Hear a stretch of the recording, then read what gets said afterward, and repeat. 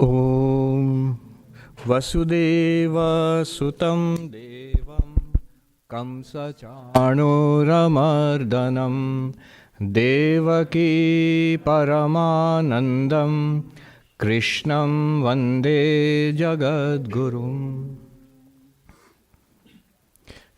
Can you hear me? Can everybody hear me? At the back? I don't know why I can't hear myself. Oh, now it's okay, yeah. Yeah. Before we start, I had a very interesting experience this evening. There's this a conference at NYU in the philosophy department on the hard problem of consciousness. Many of you know what it is, thanks to me. I've been going on and on boring you about it. And today the discussion was the Advaita Vedanta answer to it. And so a professor from Australia, all the way from Australia, Miri Albahari, she came and she gave a talk. Some of us, we went to attend it. Some of you are here who we went, and we were there together. They were thinking, who are these strange people? So imagine the top people in philosophy, especially in philosophy of mind, Ned Block and others. These are names to be reckoned with. So they were there, and what we are studying here, that was being presented there in more philosophical language.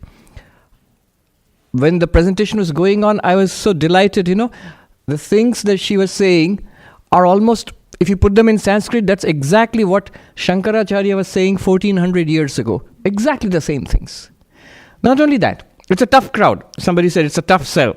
Obviously, you wouldn't expect them to buy it or immediately take it up. But even the questions they asked, and the hard questions they asked, they don't know. Exactly those questions have been asked by the opponents of the Advaitins over the last 1400 years. And there are excellent answers to them. I'm not saying that it's all solved and cut and dried, of course not. But I think there are good answers to that. In fact, afterwards, I was talking to some of the philosophers and saying that you're trying to put me out of a job. I was feeling happy at the same time. I thought maybe I should retire, go back to the Himalayas. The Americans can take care of themselves. Now they are doing it in NYU, so why should we have a Vedanta society for it? Incredible. I was so happy to see this. In fact, what we are going to talk about today is directly related to the discussions that was going on at that time. And as a result, as a sort of consequence of that, I nearly did not make it to the class. I came out of NYU, then I went into Washington Park, and then I came out and I got lost.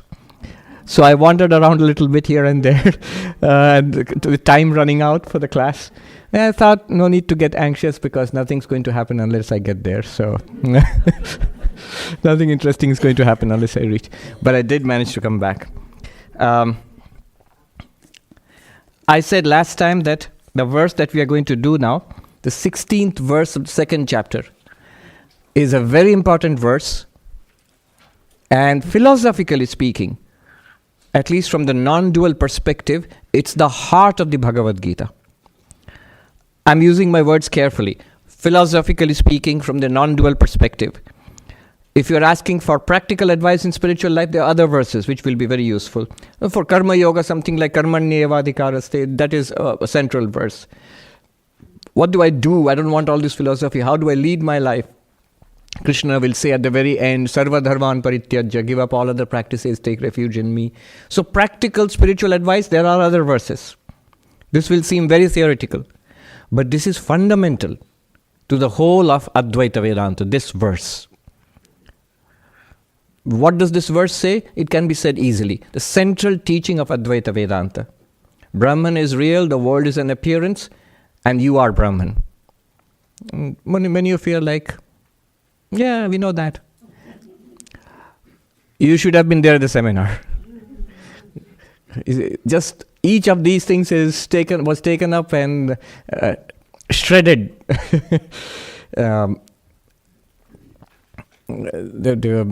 For a person coming from, say, a materialist, reductionist background, this is a crazy thing to say, an incredible thing to say. But this is the central message of Advaita Vedanta.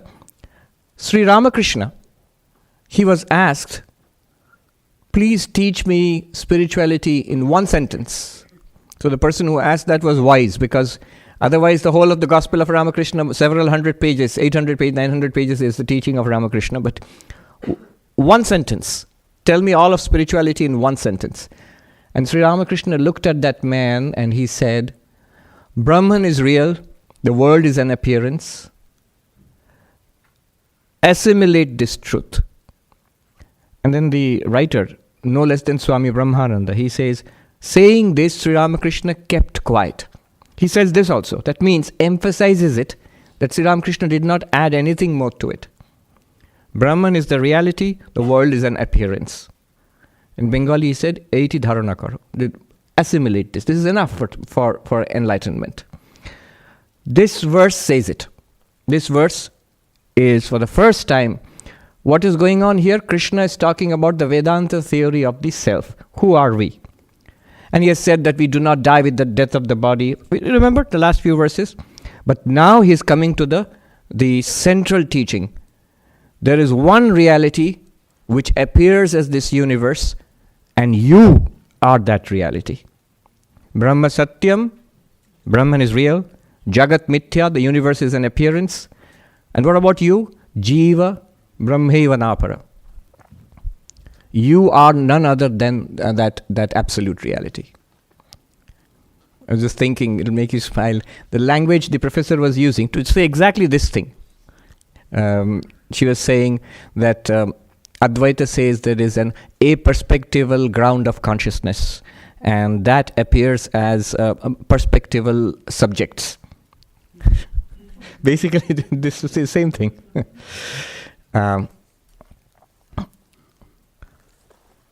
This central teaching, that has been set forth for the first time in this verse.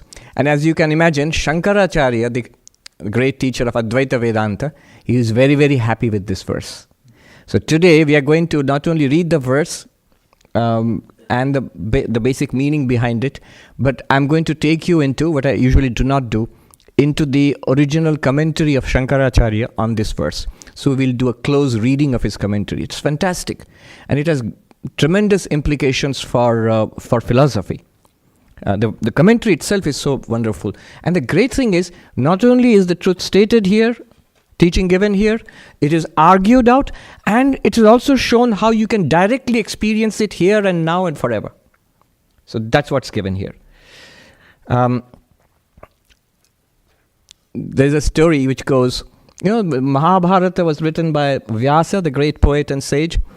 And remember the story, all the very nice stories. So Mahabharata, he needed somebody to take it down, to write it down. What do you call it? A stenographer? A scribe? So who does he get? Ganesha. So Ganesha is the scribe, with his elephant head and his enormous processing capacity. He is the scribe. And Vyasa is the person who's composing and giving out poetry as it comes to him, all in the form of poetry. And this greatest of all epics. But Vyasa knew that, Ganesha sets a condition. I will write it down, but you have to keep on composing and telling me the verses. It can't be like you can't take a break. And I'll keep writing. If the moment you stop, I will also stop. And the moment I stop, that's it, I'm done. Vyasa is no less. He said, okay, I agree to your conditions, but I have a condition of my own. And the condition is, the condition is, you must understand what you are writing. You must understand before you write it down. Once you have understood it, write it down. Don't write without understanding. And on purpose, Vyasa would once in a while compose a verse very difficult to understand. So that Ganesha would go, and Vyasa would take a breather, But very soon Ganesha is at it. Got it. And he starts writing. So there are those verses. So this is a story. It's just a story to show that there are difficult verses. They're called knots, granthi. And they are the places where you have to really pay attention because something deep is being said here. Untie it at that point, the whole thing becomes revealed to you. One of those verses is, there are others. You will often find them by their deceptively simple appearance and yet paradoxical statement. Sometimes paradoxical, or here it will seem tautological, stating the absolute obvious. So what does he mean? Let's see. Please repeat after me. Nasato vidyate bhavo, nasato vidyate bhavo, na bhavo vidyate satah, na bhavo vidyate satah, ubhayorapi drishtvantaha, ubhayorapi drishtvantaha, stvanayo tattvadarshibhi, stvanayo tattvadarshibhi. The unreal never comes into existence, and the real never goes out of existence. Those who are truly wise, they have understood these two. The unreal as the unreal, and the real as the real. Those who are truly wise, they have understood these two. Now, on the face of it, it's strangely what philosophers call tautological, stating the obvious. One is one. A is A. It's tautological. That you're stating the obvious. Real is real, unreal is unreal. That's all. It's wise to know what is real and what is unreal. I have to go a little deeper. What does he want to say here? This is the philosophy of being, the philosophy of existence.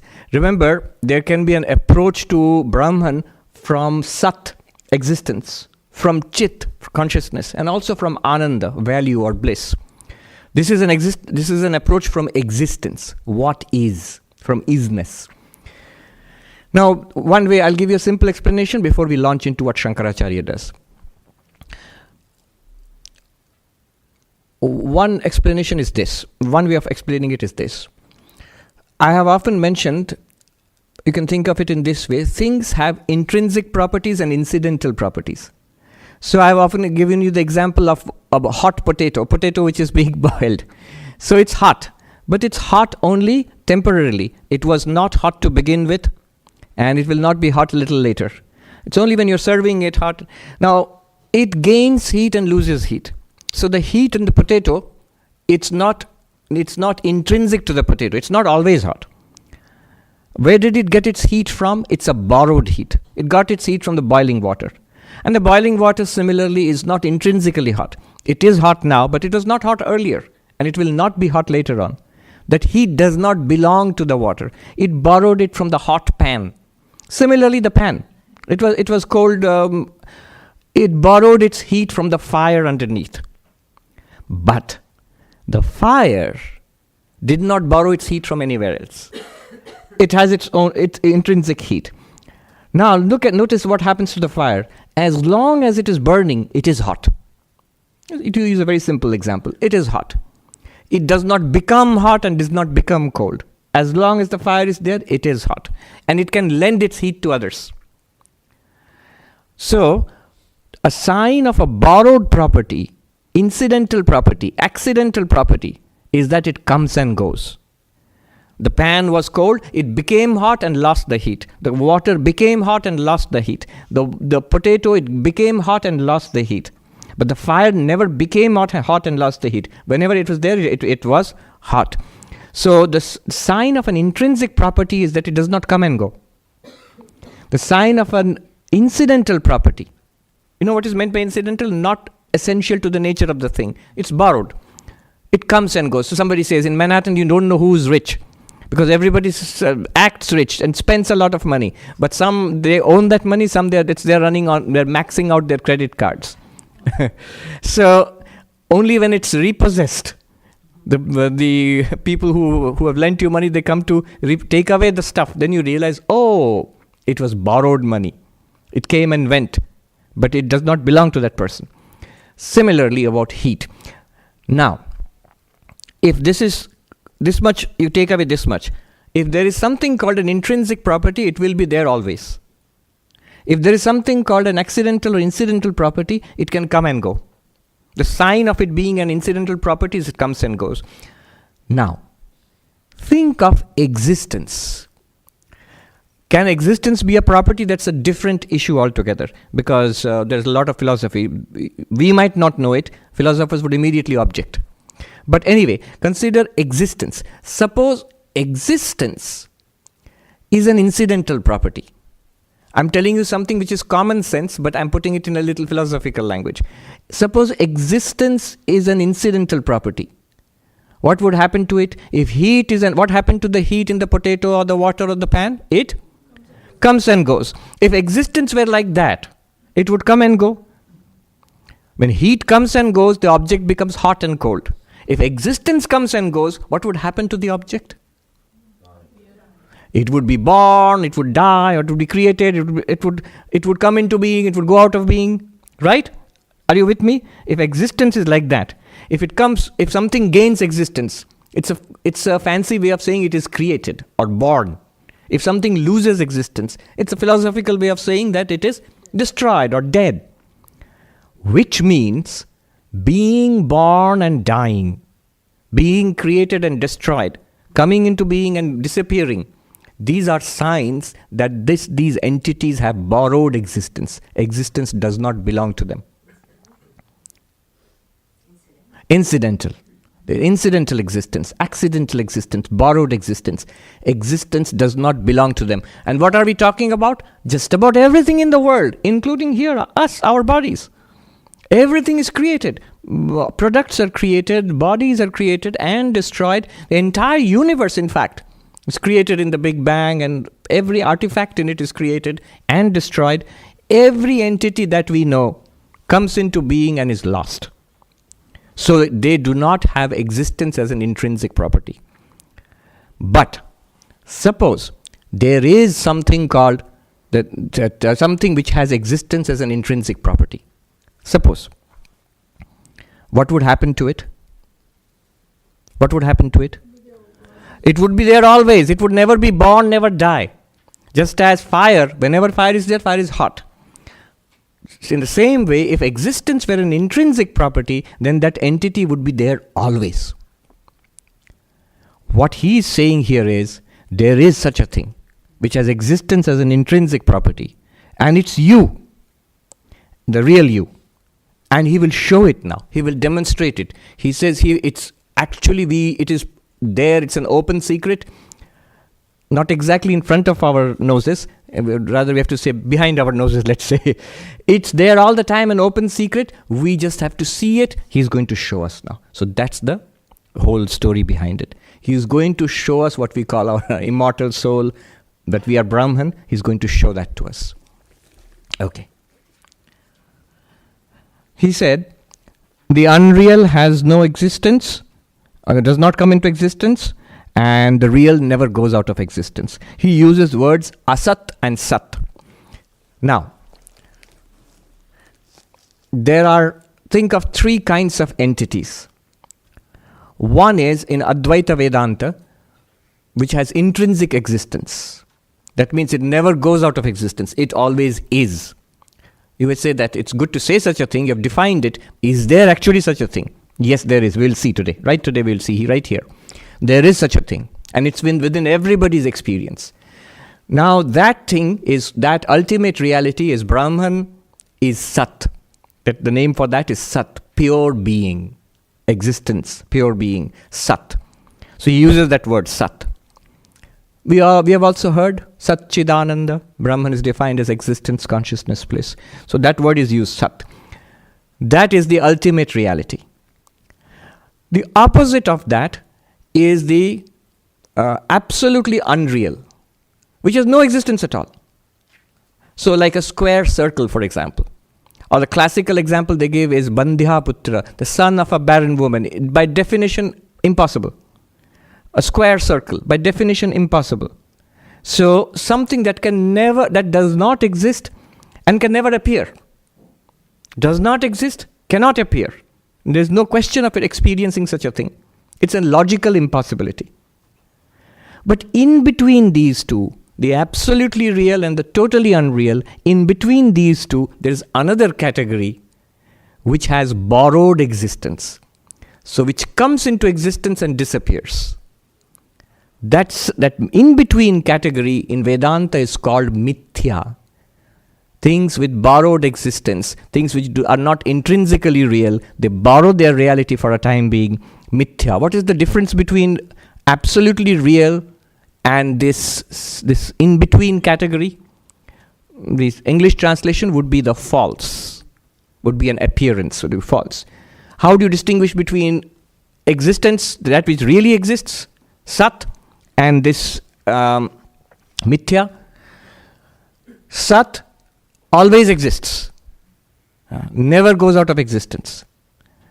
And the mithya is something which does not exist, yet appears to exist for a time being with borrowed existence. Where does it borrow its existence from? It borrows its existence from Sat.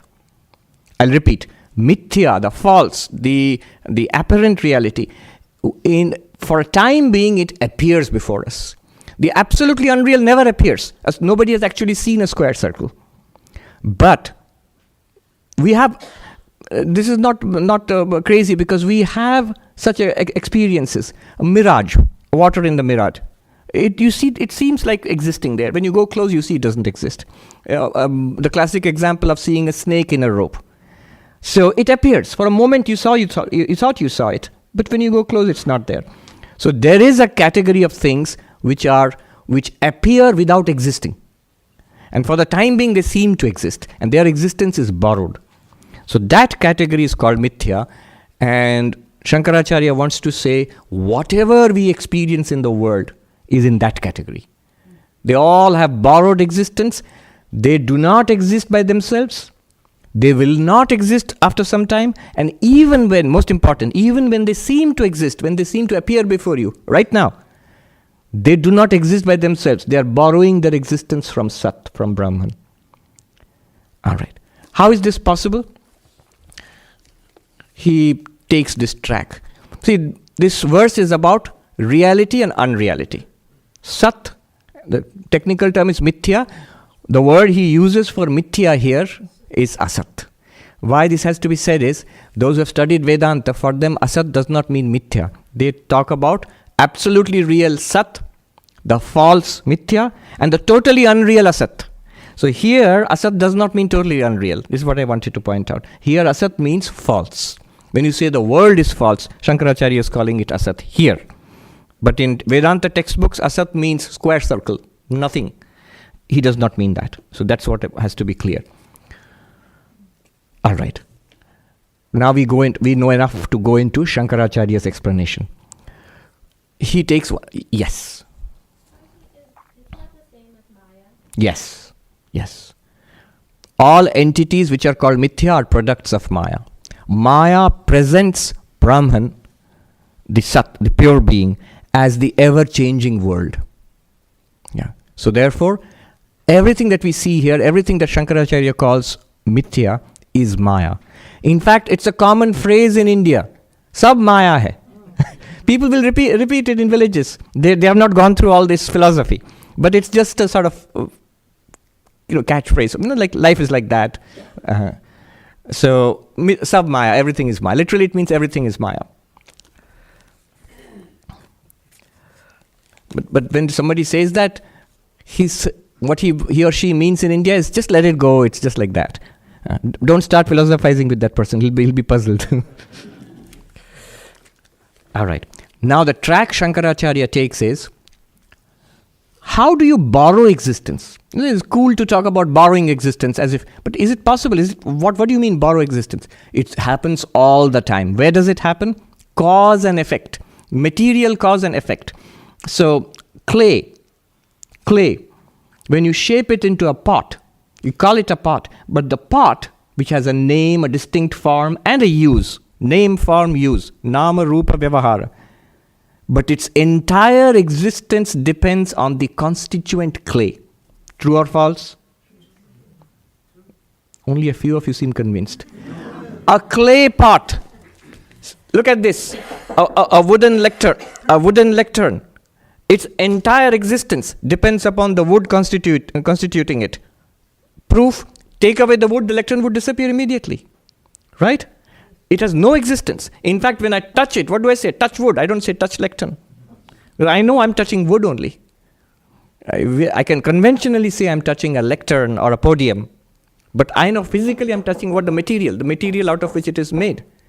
So, entire existence of this piece of furniture is the wood constituting it, the material cause. The wood is called the material cause. In Sanskrit, upadana karana. And this, using Shankaracharya's terms, we will see now, this podium would be called karyam, effect. Or he says vikara. Vikara means a modification of the material. So the podium is a modification of the constituent wood.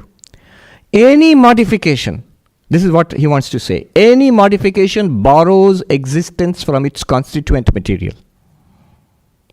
By the way, I'm enjoying this. But those who are thinking, I wanted some religion, let me go and get me some religion in my life. What have I landed up in? Don't worry, all that will come. Devotion and meditation and ethics, all of those things will come slowly. But this is the central teaching. So what have we got so far?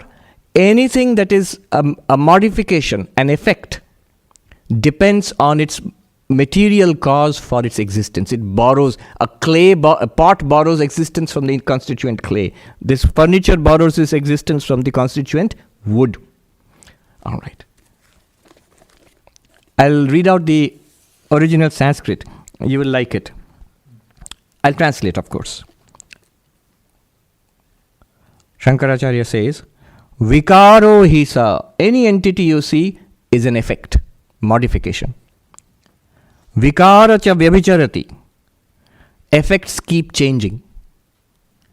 Yatha ghatadi samsthanam chakshusha nirupyamanam mridvyatirekena anupalabdhehe asat. He says, just as a pot, which you can see with your eyes, you can see the form with your eyes, yet there will be nothing left there if you take away the clay. You will not perceive anything at all if the clay is taken away. Other than the clay, you cannot see the pot. Other than the pot, can you see the clay? Yes, you can see it as a lump of clay.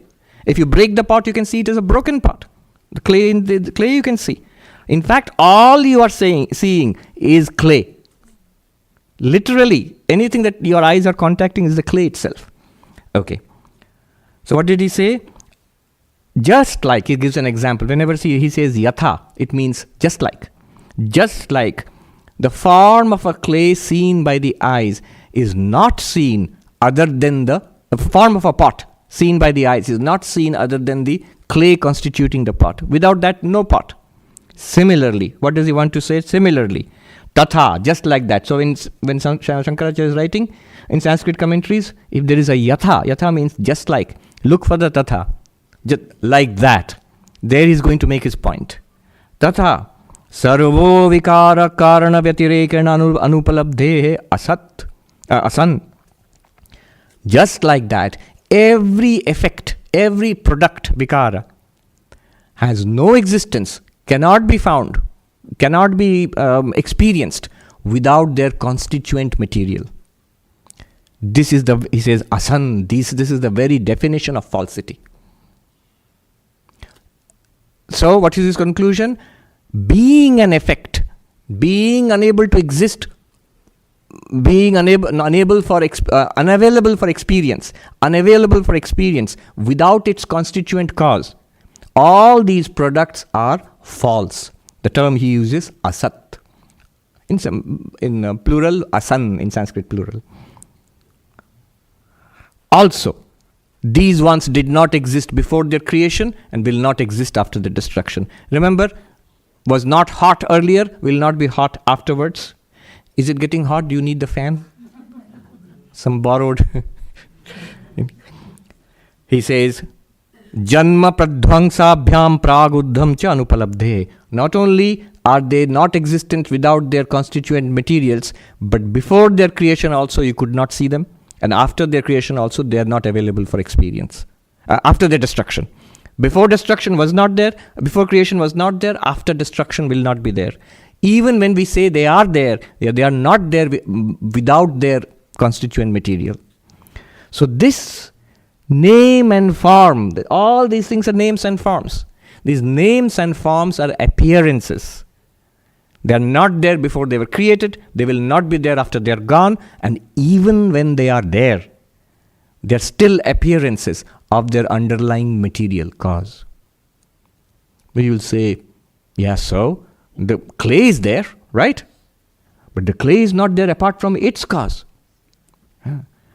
In the Sanskrit, in the old cosmology, how is everything? The clay will not exist apart from the earth element. They talk about sky, fire, space, fire, water, air, earth. So 5 elements. And today you can talk about matter as we understand it.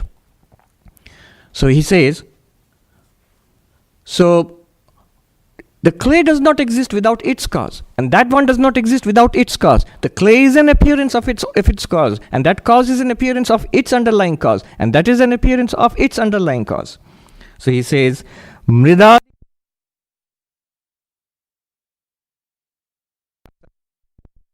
clay, etc. are clay, and the whole sequence, because the first one cannot be experienced without its underlying reality, underlying cause.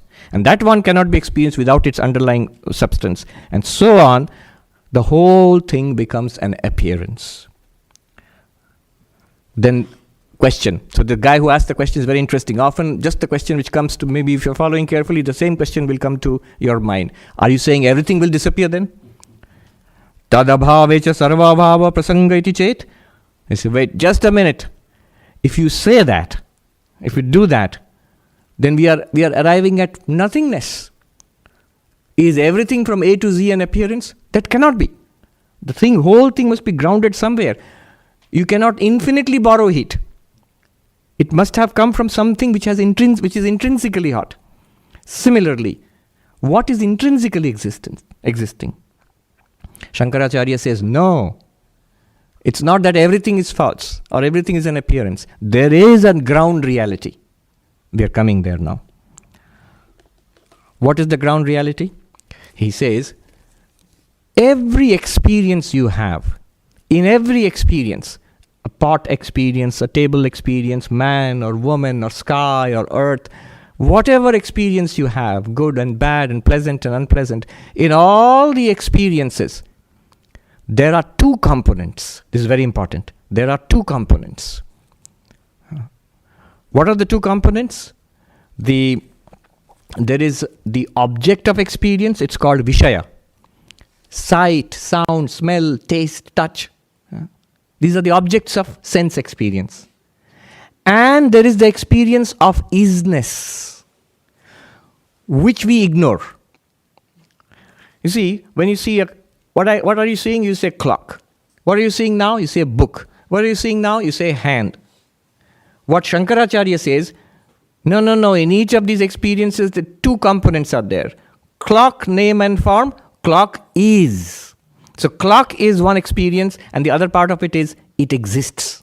It is. Do you experience it as existing or non-existing? Existing. So it goes without saying. What was your experience? Clock is. Book is. Hand is. He says, notice, the objects of experience kept changing. Clock, book, hand. The objects are different. The clock is not a book, the book is not a hand. And the objects come and go. They keep changing. Sometimes you see, sometimes you hear, sometimes you smell, taste, touch. And what you see keeps changing. How many things you have seen since the morning, throughout your lifetimes? How many things you have heard? These keep changing. But everywhere you have the continuous, unchanging experience of isness. Now, this continuous, unchanging experience of isness, very important. This is a doorway to Brahma-jnana. It is continuously available to us. Open it, walk through, Vedanta is over for you, finished right now. Yeah. Don't need anything else. But keep coming to the class anyway. Does not work for you? There are 18 chapters. There's so much Vedanta. I think enough for the next few years. So this doorway, what is the doorway? I'll repeat again. Yours, his, her, our own continuous experience of existence. You'd say, whose existence? Your existence. Could be mine, could be anything that you see.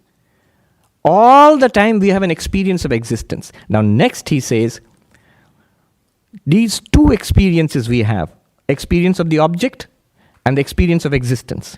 Now when you experience something, the experience is in you. And what you are experiencing is out there. Common sense. I'm experiencing a clock, so I have an experience of a clock in my awareness, in my mind, and there is a clock out there. You see where this is going. So if you are experiencing a clock, and there's a clock there, and you have an experience of a clock. If you're experiencing clock is, that isness experience corresponds to an isness reality. You feel there's a clock, here is a clock. There's a clock in your mind and a clock outside. Clock is that experience of isness in your mind, in yourself, and that corresponds to an isness outside. In every item which you see, he says, there are two experiences, the object itself and isness, and they correspond to a reality. There is an object and there is isness also. Now he says, the object keeps changing. They have borrowed existence. The sense of isness does not change. Everywhere, any experience you have the feeling of being, isness. Then that isness, which is there in every object outside, that unchanging isness is that intrinsic existence we are talking about. That does not borrow existence from anything else. That lends existence to everything. Remember, it may sound abstract, we are actually talking about our living experience every moment of our life. Is analyzing it. That feeling of isness corresponds to a real isness which is there always. That does not come and go. So that which comes and goes, we have already defined it, asat, appearance. That does not come and go, sat, reality. What is sat or reality? That sense of isness. Corresponding to that, there is a reality everywhere, all the time. Let's read.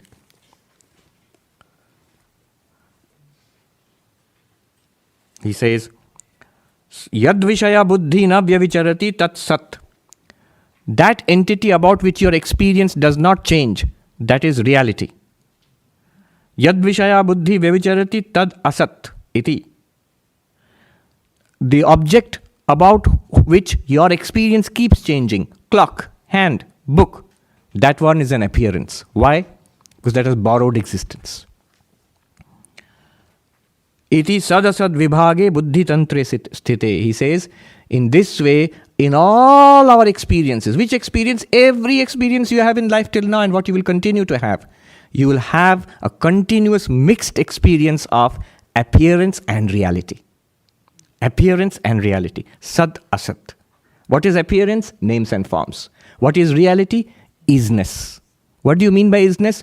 Track your own experience. That sense of being. Astitva. Amness.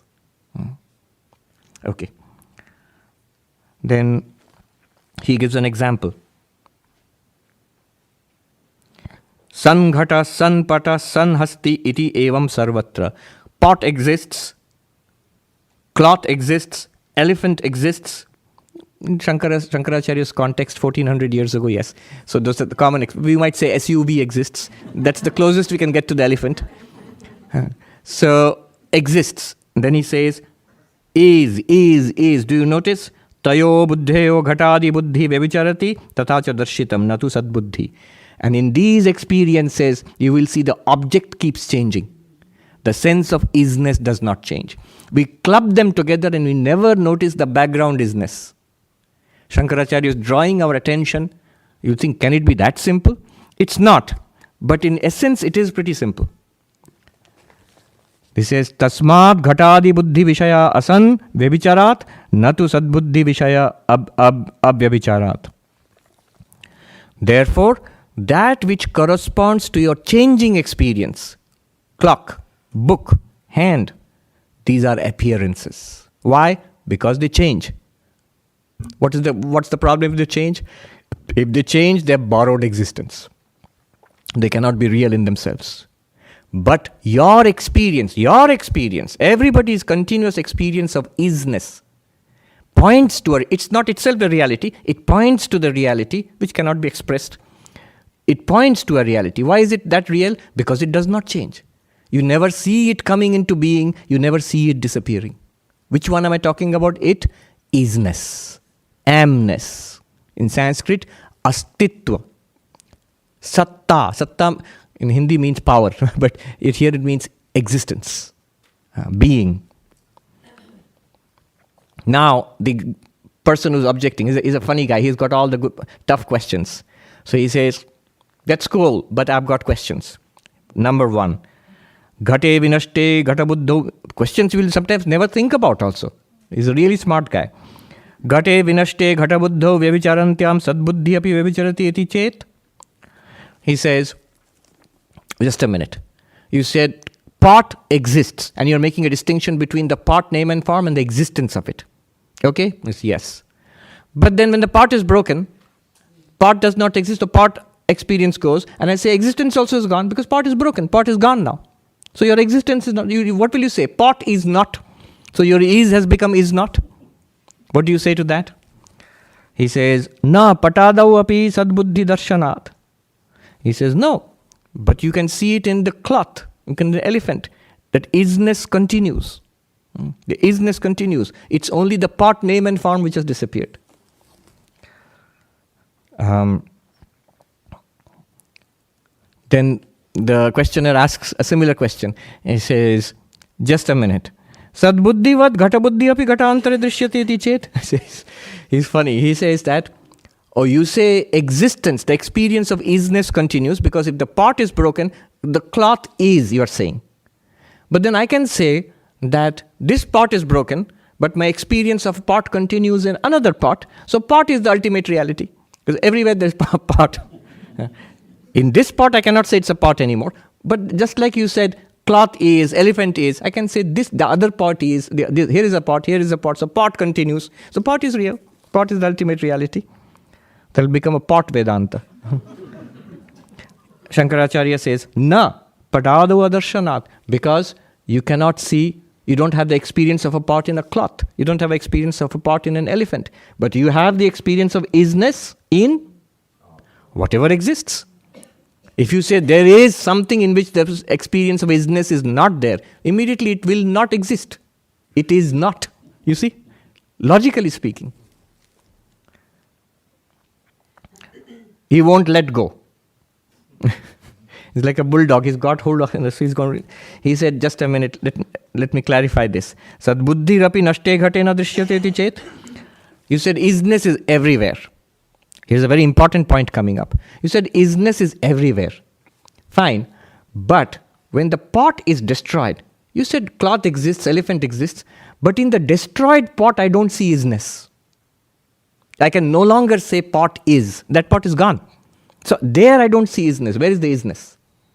Where is it's not a superficial question. Suppose somebody asks, suppose everything in the universe is destroyed before the Big Bang or after the dissolution of the universe. In Hinduism, we talk about cycles of existence. So there will be times when the universe does not exist. Pralaya, the cosmic dissolution. Nothing is there. Then where is your existence? In the absence of all things, where is your existence? Just like that, in the absence of one pot, where did your precious existence go? Because we are saying is pot is not. Then he says, important point. Na visheshya bhavat sadbuddhi visheshana vishaya sati visheshya bhave visheshana anupapatto king vishaya syat natu punah sadbuddhe vishaya bhavat. Okay, he says, the only way we can actually experience this isness is in association with a name and form. Why? Because that isness is not really out there. It's you yourself, the pure subject. All those things which you experience, they borrow their isness from your own sense of being. But to experience them, you need an entity outside. Electricity is everywhere. But suppose you say all the bulbs and the fans, they are all taken away. No electrical appliances. Electricity is still there, but how will you know it? Unless something is spinning, something is magnifying sound, something is shining, you will not know the presence of electricity. Similarly, when all entities are destroyed, it's not that existence has gone, but existence has no more instances. It still continues. It still continues. I used an example of light. Once I was talking about this in Nalanda University, in not the old destroyed one. There's a new one there. So they had a seminar on Buddhism and Hinduism and Jainism, philosophies of consciousness. So I was saying an analogous thing. Consciousness is appreciated, understood, experienced when you have something to be conscious of. If there is an object, you feel I am experiencing it. If there are no objects to experience, it's not that consciousness has disappeared. It's that there's nothing to experience, so experience of things has stopped. So how to explain that? I was thinking how to illustrate it. And there was conference, PowerPoint projector. So the PowerPoint projector and the light, there's an intense beam of light. Now the funny thing about that beam of light is, you can see the picture on the screen.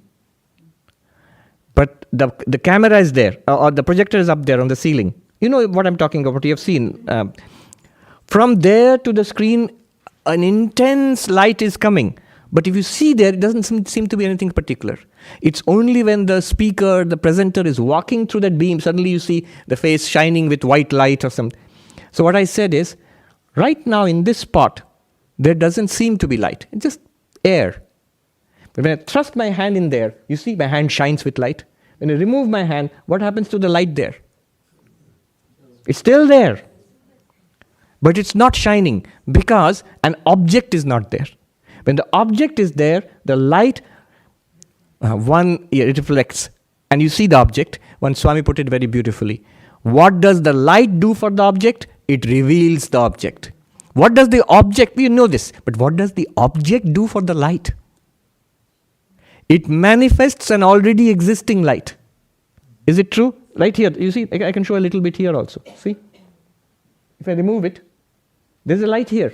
When I put my hand, you see how it's shining? Yeah. That light reveals my hand, but my hand manifests an already existing light. Similarly, names and forms manifest an always existing consciousness, always existing existence, being. Without the names and forms, the being is still there, but there's no way of experiencing it. That's what he's saying. Oh. Now, another important question is raised.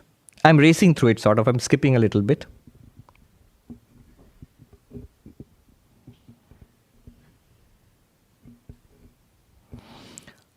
So you are saying that existence is the reality and the objects are appearances. To put it in more terms we are used to, existence means Brahman. Brahman is reality, and objects means world. The world is false or universe is false. Or in Sanskrit, Brahma Satyam Jagat Mithya. Do you see how we have led up to that? You're saying this.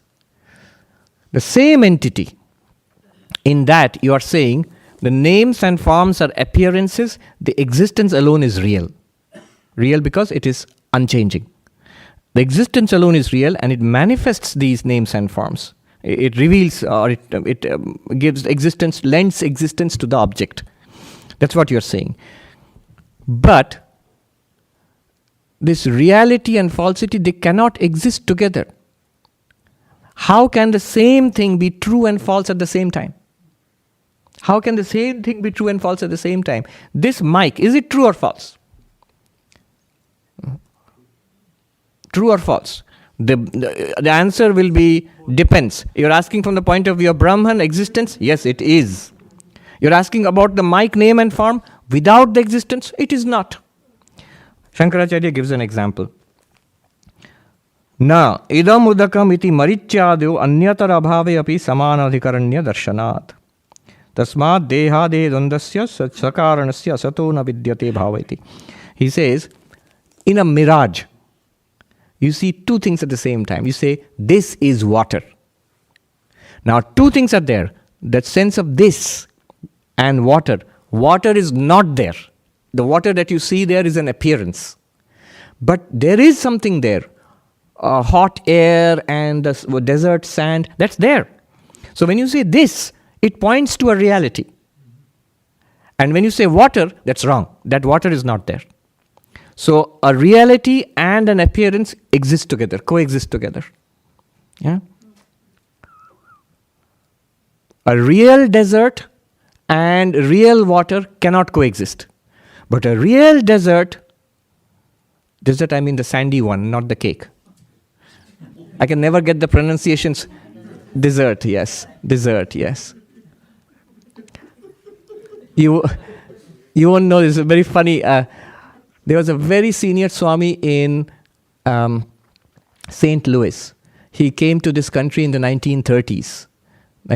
Swami Sarvapriyananda ji. He came to this country a long time ago. And I went to St. Louis in the Vedanta Society there. The room where that Swami used to stay, they've kept it exactly like that. So they don't disturb it. Guests are allowed to stay there, guest Swamis. So everything is there like the way it was he died in the 1970s, I think. 70s. So everything is the way it was 50 years ago. So I was sort of rummaging around, and in one of the drawers, I saw a little notebook with pencil written in the 1930s. The Swami was trying to learn English, American English in those days. So one page says, with the English word and the Bengali meanings, desert, desert, desert. Three things. In Bengali it's written, Morubhumi, that's the sandy place. And the other one is the sweet thing which you eat. And the other one, and the third one is what you deserve. You get what you deserve. And the whole notebook was painstakingly written with full of words from the dictionary which he was trying to learn. So Shankaracharya says, desert is real. When you say this, there is something real there. But the water is not real. But what was your experience? This is water. One part of it is false, one part of it is correct. You say, book is an appearance, isness is correct. There is an isness. There is an isness running through all our experiences. Then he says, therefore, body, mind, external universe, all of them, they are appearances. Why? They are products. And the product or their modifications, they have no existence apart from their underlying causes. And the underlying causes have no existence apart from their underlying causes, all the way down to isness itself. They are all coming and changing and going, but ultimately down to isness itself. Tathacha atmana abhava avidyamanata na vidyate sarvatra vyabhicharat iti avochama. Therefore have we said that isness is the absence of that isness cannot be conceived of. What is that isness? It is you. It's not really an isness out there. Objects, time, space, all of them. Time is. Space is. Object is. Universe is. Time, space, universe, all are appearances of Maya. That underlying isness is the stage on which the drama takes place, is the screen on which the movie of the universe is playing. And that screen, you are, that thou art. Philosophy, how does it affect me? It is the highest spiritual practice. Highest spiritual practice. I was just reading Swami Vijnananandaji, one of the disciples of Sri Ramakrishna. He is saying to people many years after Sri Ramakrishna passed away. He said, Keshab Sen, who was a great social reformer in India in those days, very well known, Brahmo Samaj. So, and he was very well known because he had actually traveled to England and met the Queen in those days. So Sri Ramakrishna says to him, you have crossed the oceans and seen many lands, so many things you have seen. Have you not seen my divine mother who underlies everything in the universe? Jagod jure achen. My mother who is the reality of the entire universe. Have you not seen her? Do you not have eyes to see her? What does he mean by that? It is this isness awareness, which is the Divine Mother. Swami Vijnanandaji explaining is after that. He says, go on in spiritual life, advance, advance. You will see a vast radiance surrounding you all the time. And you will playfully, like a fish swimming in the ocean, you will playfully, swim in this vast, he calls it a vast radiance. It's here right now. We don't have eyes to see it. What is that vast radiance? It is nothing other than the infinite, unlimited isness awareness. The non-dualist. See, we say our language is meant for practical use. So it's a dualistic language. Table is, book is, clock is. You know what the non-dualist would like to say? Isness tables here. Isness clocks here. Isness books here.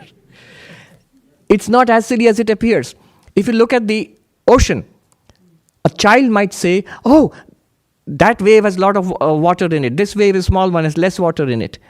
Which is more logical, to say that waves have water in them, or the water is appearing as waves? Waves do not have water in them. It is the water which appears in various waves. The waves arise in water, play about in water, disappear back into water. They are names and forms and activities in water. The water is absolutely one vastness there. In the same way, like water, can you conceive of existence as an ocean? Now you see with new eyes. Look around you. See existence as an ocean in which all people, all animals, all living and non-living things, including the stars and the planets, they are all waves in this ocean of existence. Ashtavakra says, Mai ananta mahambodau vishwavichi swabhavata udetu vastamayatu name vriddhi navakshati. Now you'll understand. In me, the infinite ocean of existence, the waves of the universe arise and subside. Let the waves arise, I gain nothing thereby. Let the waves subside, I lose nothing thereby. When the waves come up in the ocean, does the ocean increase? No. When the waves subside back into the ocean, has the ocean lost any volume of water? No. In the same way, let birth come, creation come, I have not increased one bit as existence. Let defeat, humiliation, old age, disease, decay and death come and destruction come, I have not lost one bit. I am still same existence ever. Just think about the grandness, and the claim is you can actually experience. Next he says,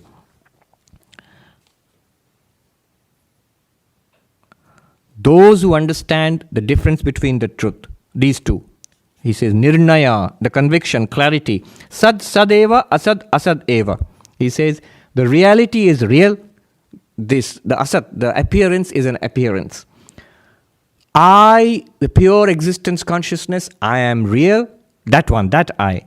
And the body, mind, including the ego, and the body, and the external universe is an appearance. Appearance of what? Of me. In a sense, all this is an appearance. In a sense, all this is me. If you say this is real, then yes, it is real as you. Because its reality depends on you. It's borrowed from you. But remember, by you, I don't mean this person. I mean that sense of isness awareness, sat chit, which we continuously experience in all our experiences. Then what do you have to do?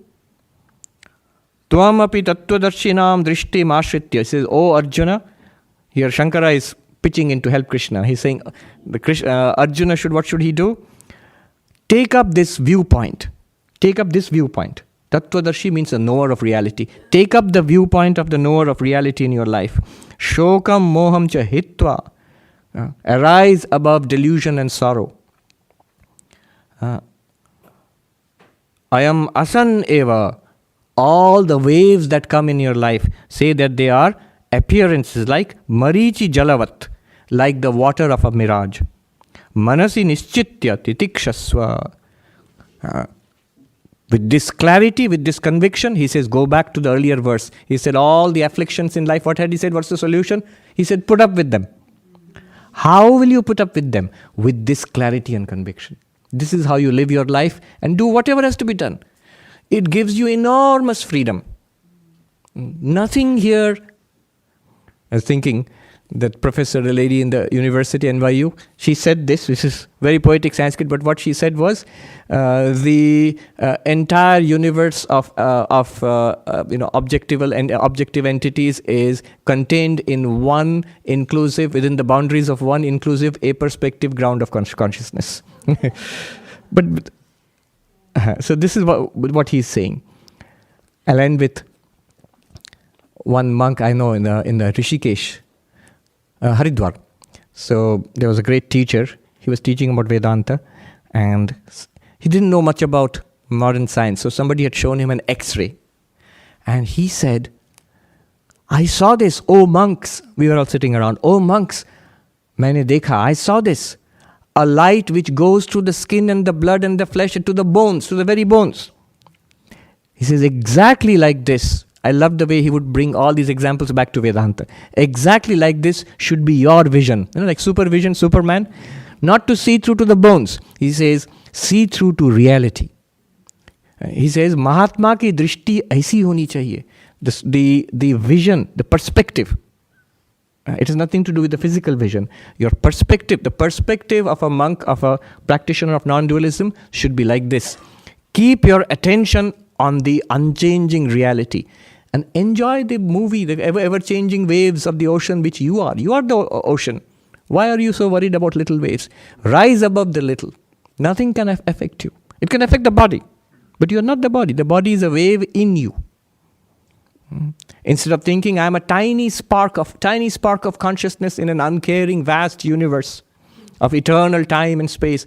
All the time and all the space and all the conscious and non-conscious entities are little waves and bubbles in you. This is not megalomania. It says it's actually an open secret. Vivekananda called it an open secret, continuously available to us. It requires a change in perspective. Today, towards the end, after the end of the discussion in the university, one problem the philosophers had, the lady who presented it did a good job. But see, he gave examples of Ramana Maharshi and Nisargadatta and others. In that mystic experience, they have experienced the oneness. Now, for a moment you say that, what happens is the evidence then becomes locked up in the hands of a few people. The question will be, why should I believe you? Somebody was repeatedly asking, this is an enormous claim you are making. Where is the evidence for this? There is another approach which Shankaracharya uses here. I'm not talking about mystical experience. You will have that also. Take a completely analytical point of view. Take a completely analytical point of view. That will reveal an ever-revealed reality here. The non-dualists in the Himalayas, they say, Praptasya prapti nivrittasya nivritti. What will Vedanta do to you? What will you get from Vedanta? What you have already got. It gives you what you have already got. And what does Vedanta remove? What problem does it solve? It solves a problem that was never there.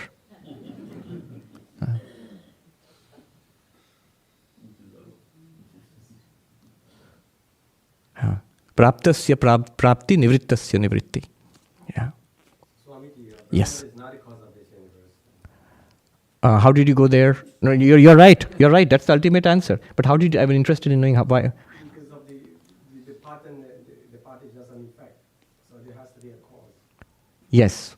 So the clay is the material cause of the pot. In the same way, Brahman is said to be the material cause of this universe. But you said Brahman is not the cause of the universe. Why did you say that? The part is also an appearance. Ah, you're right. If it's an appearance, see, if something, a seed germinated and it made a beautiful plant, so you can say the seed is the cause of the plant, correct? It's the material which became the plant. But you say the seed made a beautiful plant. Where is it? No, in my dreams. If you say the plant is in my dreams, then you will say that seed is not the cause of the plant in your dreams, because that plant does not exist. So if the universe is an appearance, then the question will arise, what is Brahman a cause of? What did it produce? What did it create? Nothing. Brahman alone remains. There is no universe that was created. There's no universe that was created. But it is experienced. That's the joy of it. When King Kong comes and climbs the Empire State Building, I saw the movie when I was a kid. Now, all of that happened. You had the experience. But actually King Kong did not come into the movie hall. No. In the same way, what happens here is an experience created by your Maya. It's your glory within you, the existence consciousness. So is Brahman materially a cause of the universe? Is it a creator God? No. It is the universe. And it is you. Yes. So maybe just following with this question, if there is no creator, Yes. there is no time also, right? From Brahman's perspective. Yes. Right. No time, no space. In fact, when you say eternal, Brahman is eternal, you've already accepted time. And then you say, but actually even time, look at the logic. Will you say time is, the moment you say time is, then the isness becomes real and it's appearing as time. Space, if you say space is, space depends on isness. Because without is, space will disappear. You might say, people might say, it's a word game you are playing. No, because continuously the reference is to your experience. Look at your own experience. How can you say it's a word game? So this Brahman you are, that is the central teaching that Krishna is giving Arjuna. Now there are many, many issues which will come up here. Yes, so that will be discussed. 18 chapters are there, plenty of time. Down to, yes, we'll end with that question. God, Brahman created the universe. In the Bible also they say about Adam and Eve, he created Adam and Eve, and then that's how the world came. Yes. So then, then he did create the universe. So you step down one step, then Brahman, this very Brahman becomes what is called in Vedanta the Saguna Brahman, which is the creator of the universe, which through the power of Maya doesn't create exactly, projects the universe, if you want an explanation. But Vedanta will tell you that's a story. If you want a story, yes. What Vedanta tells you is, all the things in the dream, which you see in your dream, the people and the plants and the places, were they really created by you or imagined by you? They were imagined by you. So you're not really their creator in that sense. No things were created. They're projected by you in your own mind. All the time when you see those places, when you meet those people in your dreams, they are none other than you. Similarly, this entire universe which we are experiencing is none other than Brahman. If it was other than Brahman, if it's at all possible, then you could say Brahman created something apart from itself. But it did not. And it cannot be other than Brahman. Can you tell me why? If Brahman is, then other than Brahman will become? Is not, yes. You're good Vedantins now. Other than is not. Apart from is not. Then will not exist. Will not exist at all. Yes. But why would Brahman take such form? Why would The question of why. Why? This has come up again and again. Why? There are many, many answers. I'll give you a few. Take your pick.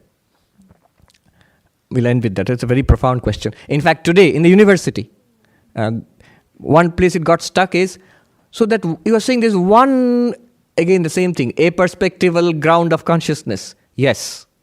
And from that the many have come. How? Why? And she was struggling to answer that. And it's unfair to expect somebody to answer that immediately, what we have been struggling over for thousands of years. But you see, what's the beauty is this. All the questions, the difficult ones also, are exactly the right questions to ask. That means, for the first time in New York University, with the top philosophers of the world, they are going through a question-answer process on the track where thousands of years ago, Advaitins, Tibetan Buddhists, the dualists who are opponents of the Advaitins, they are having the exact same debate with the exact same questions, only in Sanskrit. So, your question is why? I'll give you a few candidates, see if you like it. One is the theory of the standard answer is given, karma. Why does this world exist? Because of your own karma, our collective karma. Where did this collective karma come from? Our past lives. Yeah, but where did that world come from, the past life world? Because of the earlier life. You will say, then where did the first life come from? And you will say, no, there is no such first life, it's beginningless. You will say it's a cop-out. You're beginningless, how can there be beginningless? There is an answer to that also, but let's switch to the next answer. The next answer is, it is Brahman's play because it can. Alan Watts, I've told you the story. Alan Watts said, God alone existed. It's a children's story, but I really like it. It's a very profound story. He said, God alone existed, eternity to eternity, but eternity is a pretty long time. So God got bored. He's lonely. Now God wanted a buddy to play with. But how can God get somebody to play with? Because God is alone. There's only God. There's nothing else other than God. And there cannot be. Remember, is will become is not. So how does God get somebody to play around with? Who will be God's buddy? Then God being God, this is Alan Watts' explanation, God is awfully clever because he's God. So he's got an idea. God pretended to be not God. Now there are two, God and God pretending to be not God. So the game started. What's the game? There's God pretending to be not God. What's that? People and trees and plants and universe, stars and planets. And the problem became, because God is God, he is awfully good at what he does. So when he pretended to be not God, he forgot that he was God. And then what was a play became a nightmare. And now God who is pretending to be not God and forgotten that he is God, suffering so much, is trying to search for God. And this is the story of the universe. Beautiful story, really. All of Vedanta packed into that. Candidate, would you like this story? And you say, yeah, it's poetic, but playing, God plays. Why would God want to play? All right, now we are getting serious. One more option, the last but one, is what standard answer in Advaita, Maya. Maya.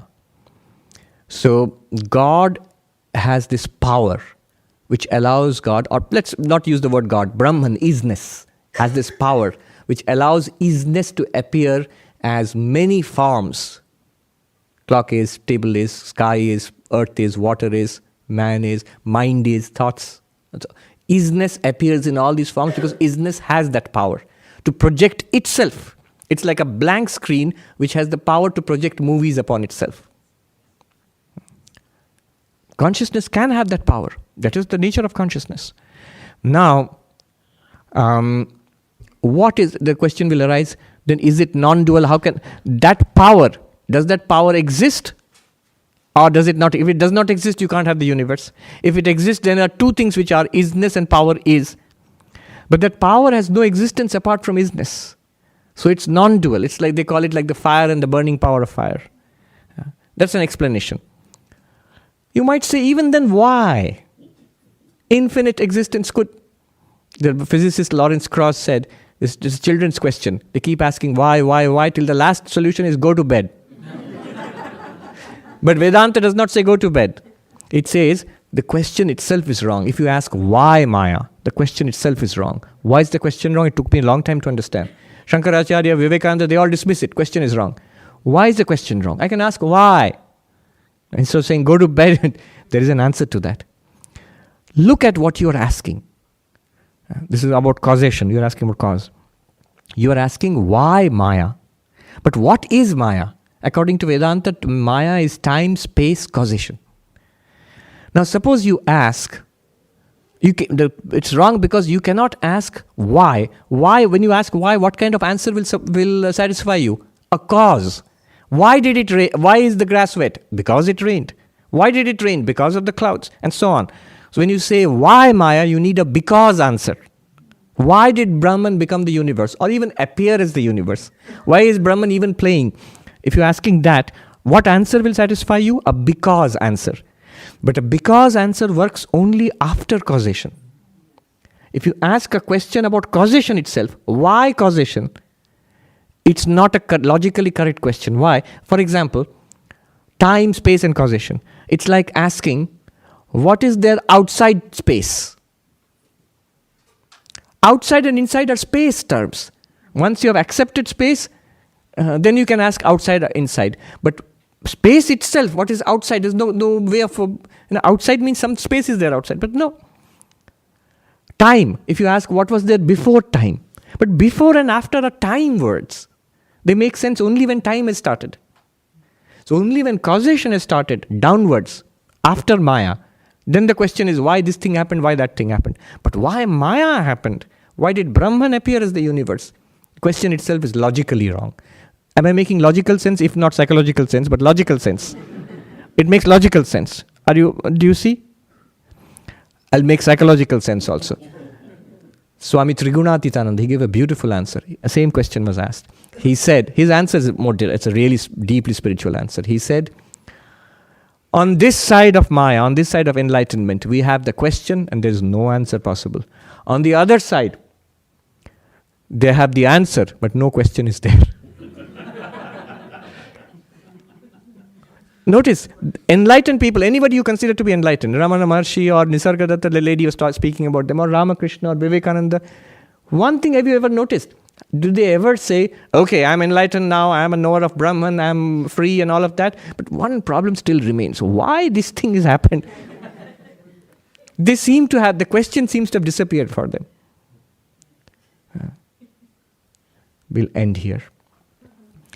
Om Shanti Shanti Shanti Hari Om Tat Sat Shri Ram Krishna Arpanamastu. In fact, the answer that lady gave, the professor, was the final answer, which I did not mention. I'll just quickly mention it to you. Gaudapada in Mandukya Karika, he considers all these answers, why Brahman is appearing as the universe. And he rejects them all, including the Maya. And then finally he comes to Devasya Esha Swabhavayam. This is the very nature of the Shining One. There is no doubt that isness is there. That's the reality. And there's no doubt we are experiencing this variety. So that isness is shining forth in all these ways. It's the very nature of that. This is not what she said. She said in this way. She said, this question comes because we think of that reality as an emptiness. But in all the scriptures, it is thought of as a plenum, as an infinity. As everything is there in an unexpressed state, and then it gets expressed. You're asking, why does the sun shine? It's the very nature. The process of fusion produces heat and light. Same about Brahman. It's the very nature of Brahman to shine forth in all these ways. Okay.